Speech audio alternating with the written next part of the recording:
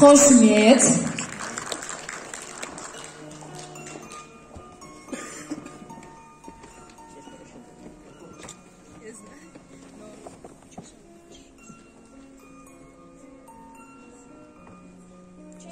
Деме бүгінгі іс-шараға жиналып отырған құрметті қонақтар, қатысушылар және ұйымдастырушылар.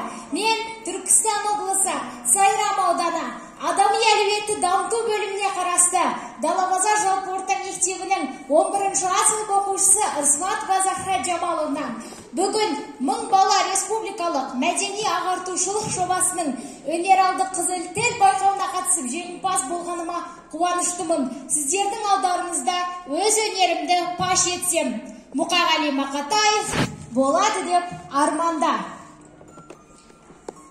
Шапалақтарыңыз. Ал енді мен ақыл айтам, таңданба. Қорлық үшін келген жоқсың, мына өмірге жалғанға. Мына өмірде, жүрегіңде, бойыңда ыстық қан барда, болмысты да, болмасты да, болады деп арманда. Ал енді мен ақыл айтам, таңданба. Мәзіріңе, әзіріңе, әулегі боп алданба.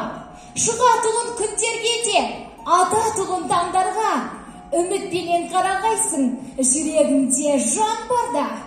Өтер кетер дейміз ғой біз мұңайын. Дейміз дағы жамаймыз кеп, бір айыпқа бір айып. Отандастар, ойлайықшы ойымызға лайық. Құласақ та тек биіктен құзға барып құлайық. Бұқсып жанған қоламда емес, артымыздан шоқ қалсын. Болашақтың ойнағында біз тұтатқан от жансın. Ей болашақ, ошағында от жансın. Мүмкін бізді ұмытарсың, кім біледі, жоқтарсың. Құрметті қауым, зейін қойып тыңдағандар үшін барлықтарыңызға алғысымды білдіремін. Мерекелеріңіз құтты болсын. Бұл шапалақ. Шынымен де қандай керемет сөздер. Үлкен рахмет.